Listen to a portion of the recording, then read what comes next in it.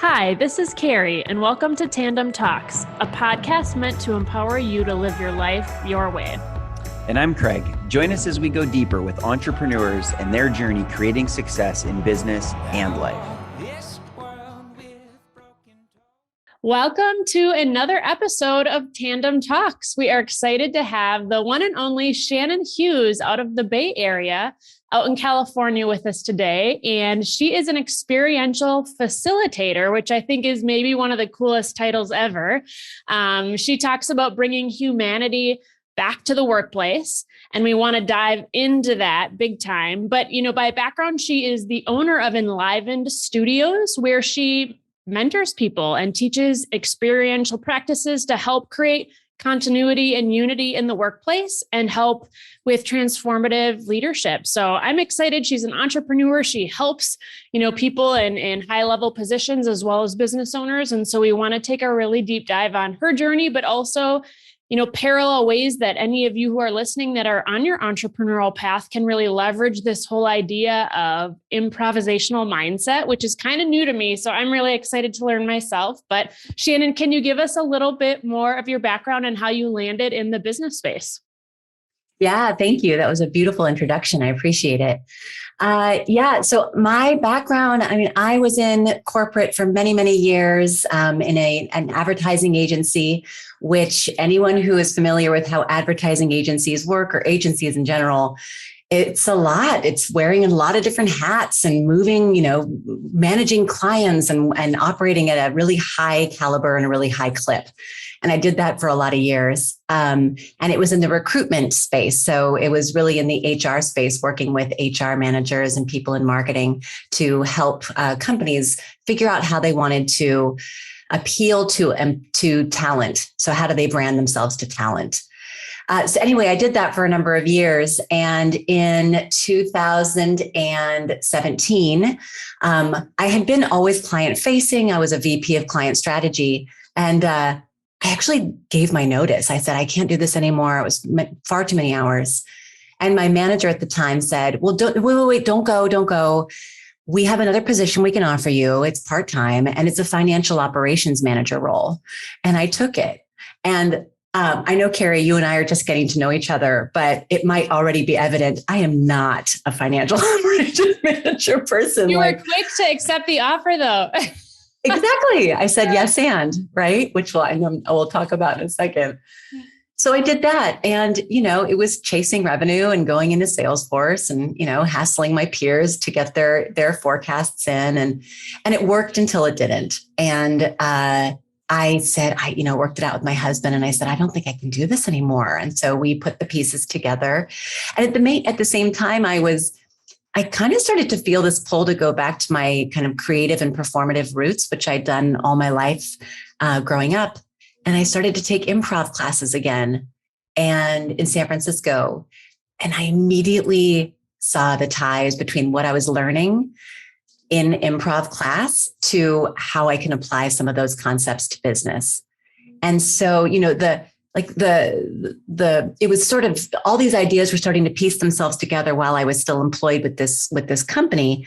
And then I gave my notice and within the next year, I was facilitating workshops and trying to figure out what all this meant and launched my business about a year later, Enlivened Studios. And so, now I do one-on-one coaching with this work. And I also do team building, I guess you could say. And like you said, developing capacity for both for teams so that they can connect better and be more impactful. I love it. What a transition. And it's neat. It's always interesting. Life is not linear. Where we end up, it's always a little bit of a windy path. And that's what makes it so interesting and colorful.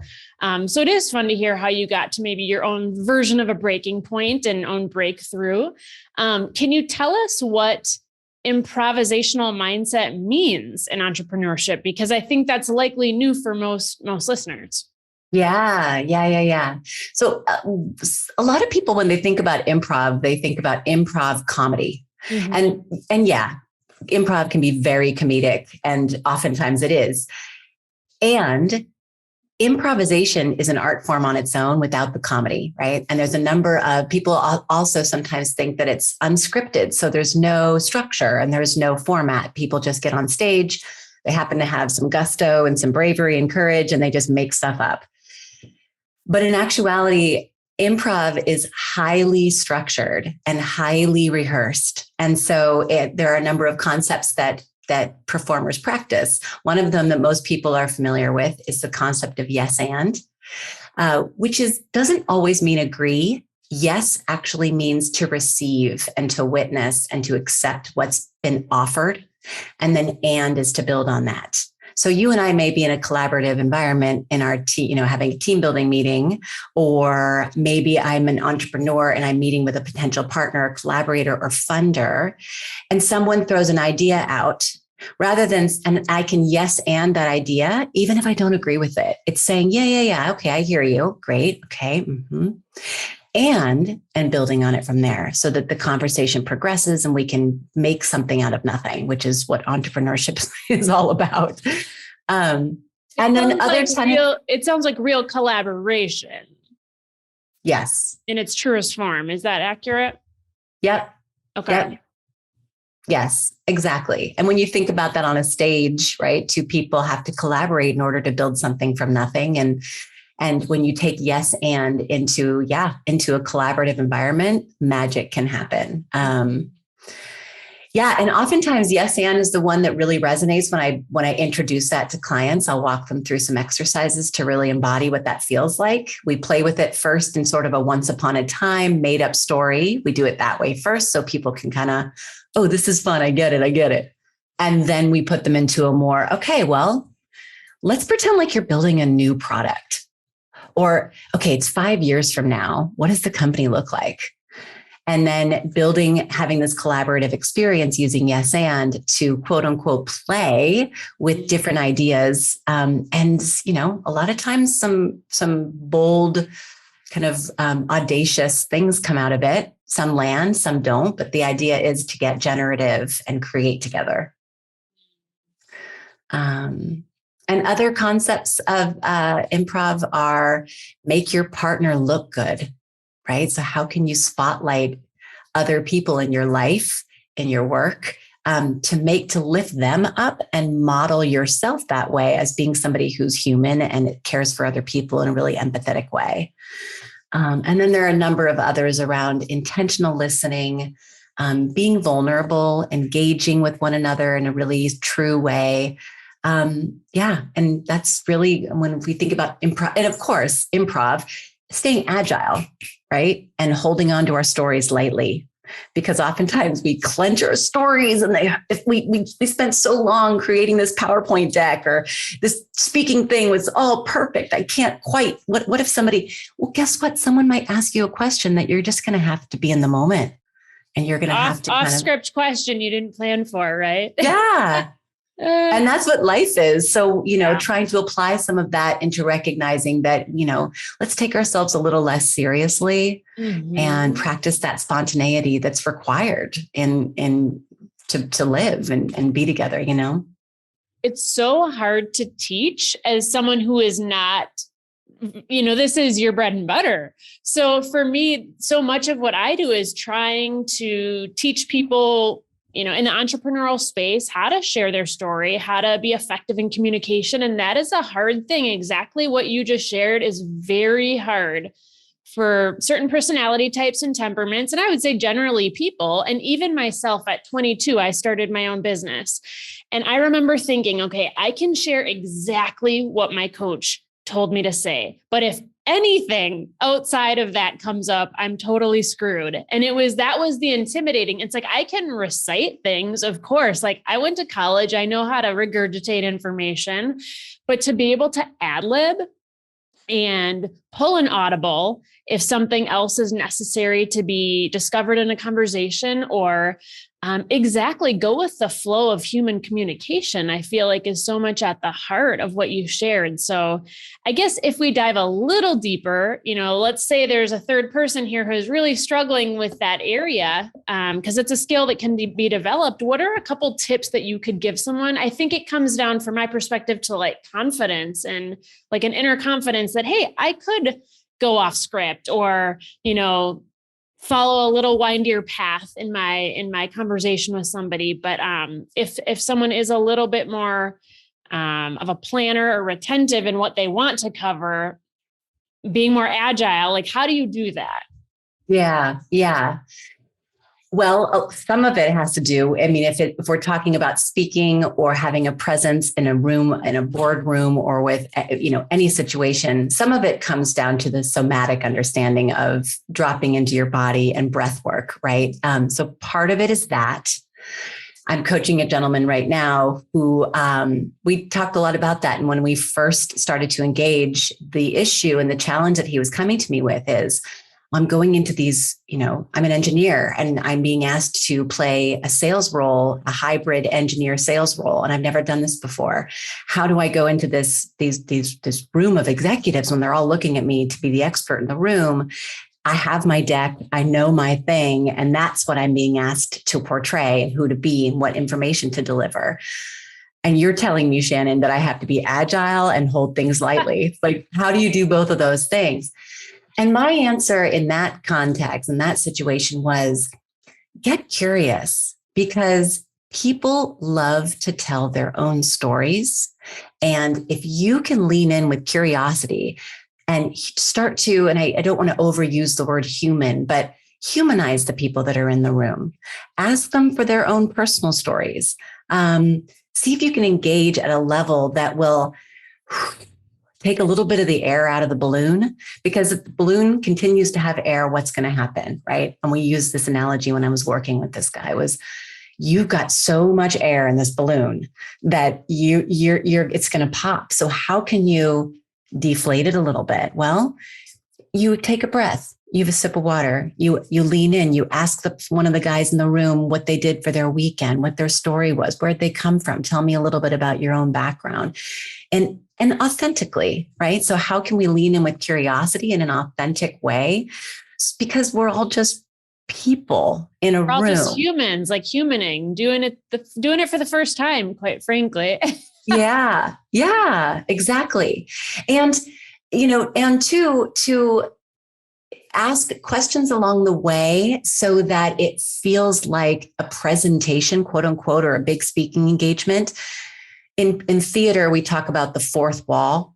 There's obviously 4 walls in a room. And when you're doing a scripted Shakespeare or whatever, one rule of performing is you'd never break the fourth wall, because the audience doesn't want you to. The audience wants to witness something that they want to be pulled into a world that they're not a part of. But in improv, we break the fourth wall all the time. We ask the audience for suggestions, so in the context of a presentation or feeling more comfortable in a room when you are that kind of holding on to your story type of person, I often say, well, don't forget, you can break the fourth wall. You don't need to be the sage on the stage, right? You can also be the person who is saying, does this resonate with you? How do we feel? Do we want to go in a different direction here? How's everybody doing? Do we need a break? Like, what are ways that we can, quote unquote, break that fourth wall to make the room more of a collective versus me behind a pedestal telling you what I know? Right. Yeah. More conversational versus presentational, it sounds like. Yes. It's never been more relevant too with Zoom life, right? I mean, I think that's got to be an interesting piece of your career path now, is teaching people through a pandemic.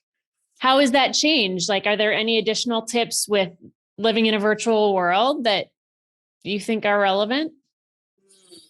Well, when it comes to facilitating, or if it's not someone as a facilitator, but when it comes to running meetings or having a number of people on your screen, As a facilitator, I always say connect early, connect often. So how can you, if you are the meeting owner, how can you get people maybe into a breakout room for 5 minutes at the front end and give them a simple game like, hey, you have 5 minutes to find three things in common, go.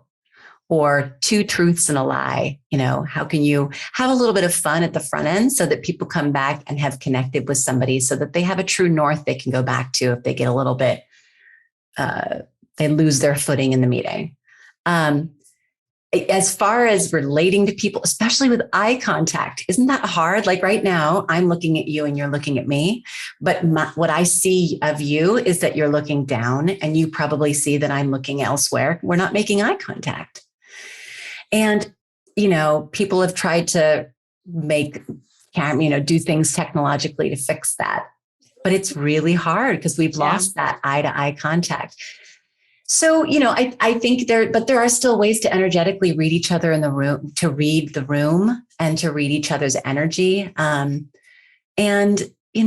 also to remind people, I always remind people, like, we don't live in these squares. I'm in a room here. If you want to see something, I have a picture. I pulled this card this morning in meditation.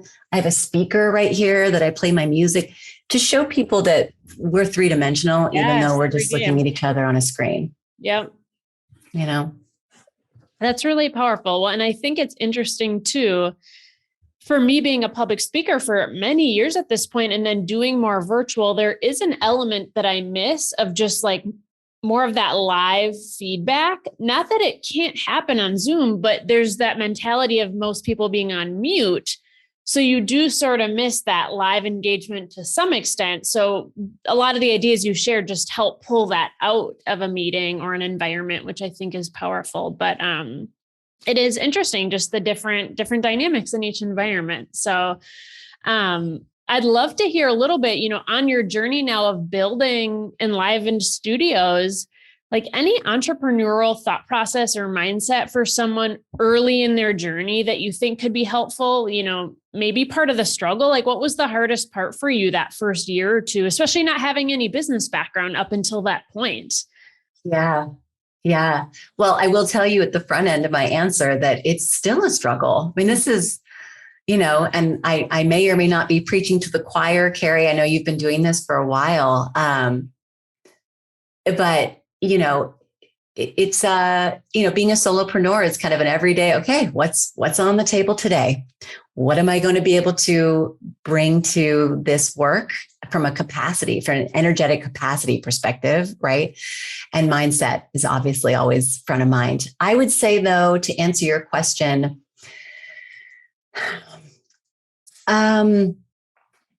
really, I can't just really lean. I just kind of kept allowing, and I still do. I put myself into rooms with people that are a couple steps ahead of me because there's always something to learn.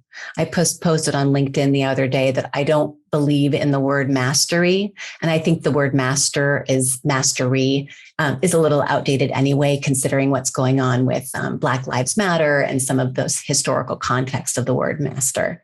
But that aside, I don't believe in mastery because we're always becoming, we're always evolving, we always have something to learn. So I think at the beginning of this journey and still today, I am constantly saying yes to invitations to hop on a call, get to know people.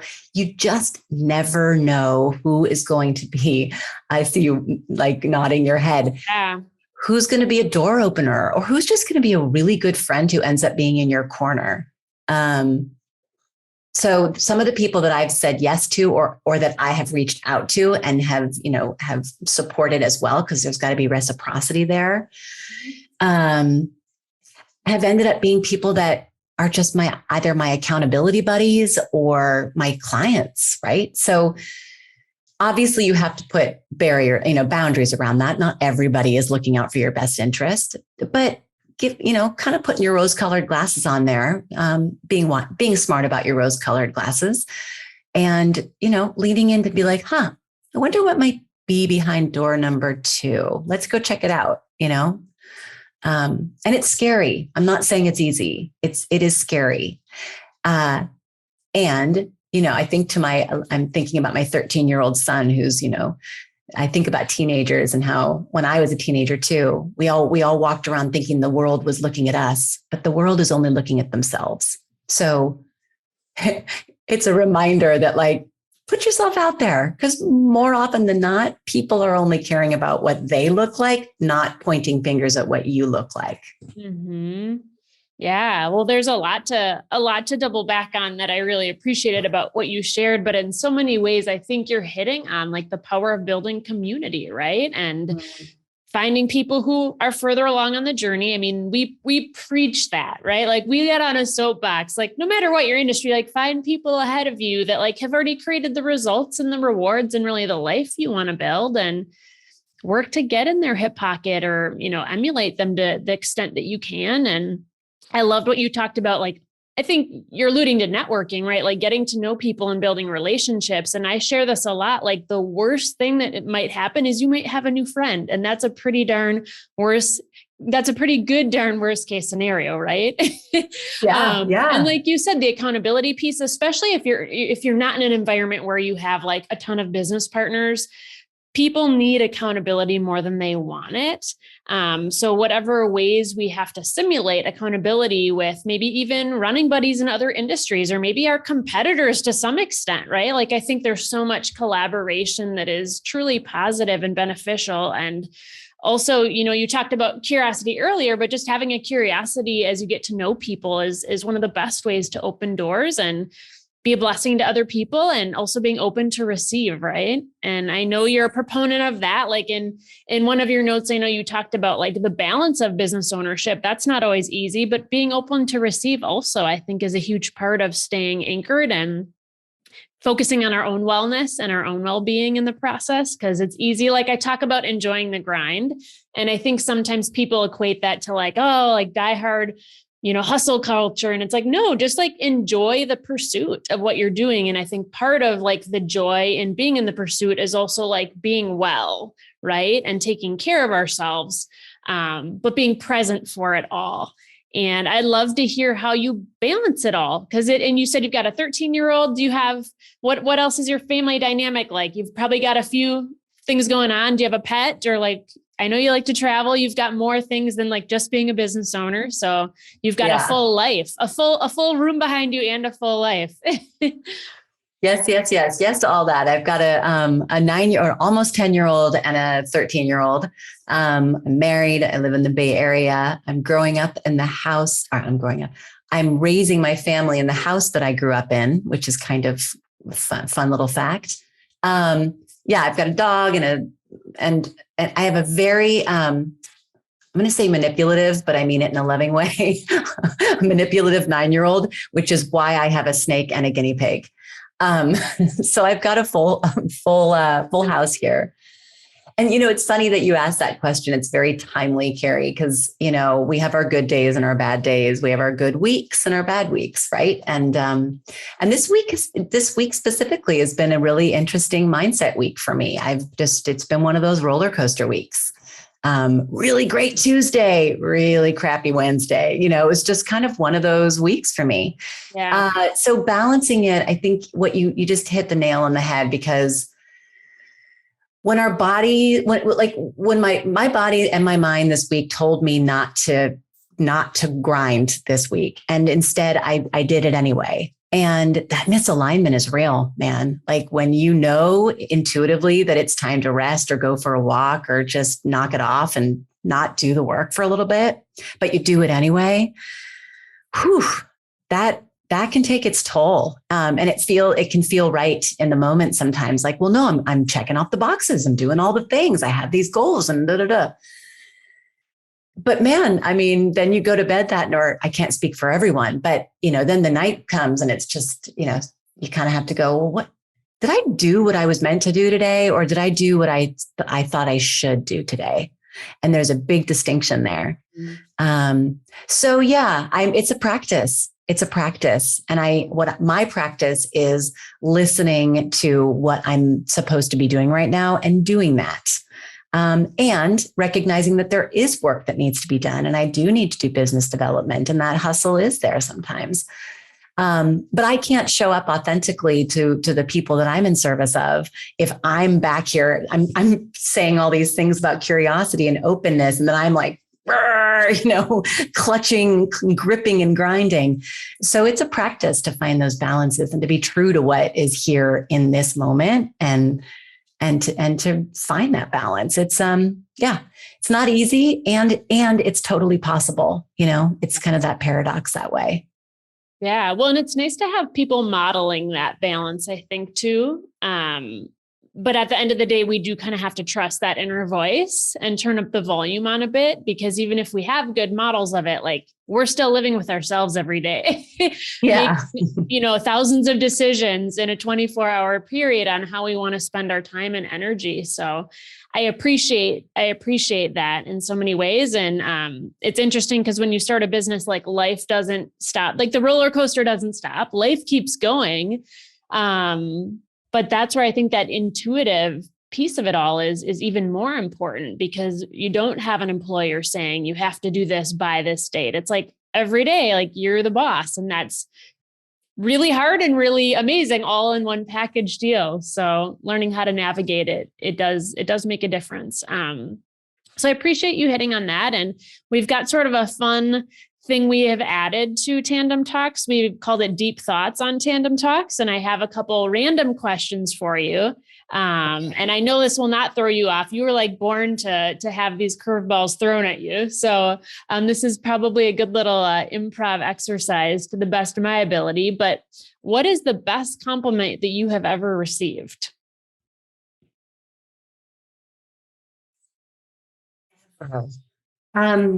Well, the first thing that came to mind, and I've received this compliment a couple of times, and I really appreciate it, is that my one gentleman, after I did it, I do solo shows sometimes. And I was talking to this guy afterwards, and he said, his words were, "Man, I don't even know you, but your energy is off the hook." Mm-hmm. And he said it in a really good way. Excuse me. Your energy is off the hook. And I just thought, and I've had that reflected to me a couple of times, that I just have an energy about me. So I think that's what came to mind for me when you asked that question. I love that. And when I first chatted with you, I can attest to that on our first Zoom engagement. I will reiterate that is very, very true. And even in a Zoom world, radiates, which is not always easy to translate. So thank you for sharing. The other question is, what is a smell that makes you most nostalgic? Oh, that's a good one. A smell that makes me most nostalgic. Oh, man. I think it would have to do with my grandmother. Yeah. I mean, she was a cook. She spent a lot of time in the kitchen, and she just had that that grandma smell. It's hard to describe, but you know it when you just know it. It's like a lovely mix of age and wisdom and, cake flour and roses. Yeah. Excuse me. I was really close to her. I was really, really close to her. So yeah, I think it's kind of that lovely mix. I can smell it when I describe it, and yet it's hard to describe at the same time. You know it when you smell it, right? Mm-hmm. Yeah, exactly. Exactly. I love that. What is your favorite art form? I love seeing autobiographical solo performances, and I love seeing spoken word. I just met a woman I'm in a writing course right now, and she and I ended up in a breakout room, and she said what she had written during the course of this free writing period that we had, I think it was like 30 minutes of free writing. And she shared with me a rap. Like she took a real rap that an artist has written once upon a time, and she did a parody of it in 30 minutes. And I just thought, that is genius. And she goes on stage and she does these like hip hop raps. And so I love things like that people just take out of their own soul and just bear it to the audience. It's pretty wild. Oh, that's amazing. I love it. I feel like I need to see more autobiographical solo performances. I feel like I haven't done enough of that. So, very cool. And the last question, which has a few different purposes, but who is the happiest person that you know? It's a great question. The happiest person I know is probably my son, Quinn. His born name was Quinn, and he's now chosen Quilla. So we're playing with some gender creativity over here in the house. And Quilla, he is just a wise soul, man. And just stream of consciousness all the time, lots of questions, and just never stops. And he's got sad moments. We all do, but for the most part, he just bounces. He lights me up. That's amazing. Blessing to have the happiest person you know in your home, in your environment. That's pretty darn special. Well, I appreciate you sharing. Those were more fun, but I think some good little lessons in the mix. As we wrap up, any closing thoughts? Any last suggestions or tips for anyone on their journey who's like in the thick of it that you think might, be a blessing or an eye opener for them as they listen today? Yeah. I'd say, and this is true, especially now, because a lot of people have been pivoting to be online. Just remember what your vision and your mission is, rather than appealing to what you think might be needed. So there's a Howard Thurman quote that I use all the time. Obviously, my company's called Enlivened Studios. Howard Thurman said, and he was a philosopher and an author and a meditator and a mindfulness teacher way ahead of his time in the 1920s or even before that. And he said, don't ask what the world needs. Ask what makes you come alive and then go do it. Because what the world needs is people who have come alive. And I love that, because being true to what it is that you're here to do, that's what it is. And so it may manifest in different ways, but keep remembering that that's the true north. And that's why you've been put here to do this work. And so whatever iteration it takes is fine, but pivoting away from it for the sake of being online, unless you're doing that, for clear and obvious reasons like finances, which is real. But keep remembering that, right? Keep coming back to that purpose, because that's ultimately, that will never leave you. Yeah. You may leave it, but it's never going to leave you. Yeah, that's powerful advice. And there's probably a lot of different ways to weave that in to creating a livelihood, right? And you found that. That's what's so powerful about your story, is how you kind of came back to that and found that for yourself as a part of who you are, and also a means to make money and impact people. So I think that's like the ultimate trifecta when you can do that, right? Where can people find you? And also, can we watch some of your performances on YouTube, or where can we get a glimpse of some of this performance art? Yeah. So on LinkedIn and on YouTube, I'm my handle is Shannon Dean Hughes. So my hyphenated name is in there. So I'm on LinkedIn quite frequently. I've got quite a bit of content on LinkedIn, and yes, on YouTube you can see my videos. I have yet to put them into my website, so I'm working on it. My website's enlivenedstudios.com. And there's a good deal of information on there about what I do in terms of team building and coaching and speaking engagements and things like that. And for your listeners too, I have a free download, which is enlivenedstudios.com/download, which is fairly easy to remember. And it's a PDF. It's a document that outlines, it's called Tips and Tricks for How to Enliven Up Your Virtual Meetings. And so I've got some narrative in there and some games and exercises to play if you're hosting events online or just trying to engage with people online. I love it. I will be checking that out myself. So we'll put that all in the show notes so people can find you easily.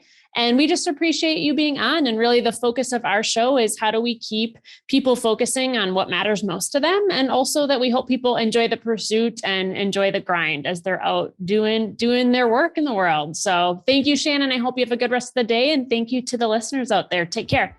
Thank you. Bye. Thanks for listening to today's episode. Please subscribe and leave a review, and be sure to visit tandemconsulting.co/talks.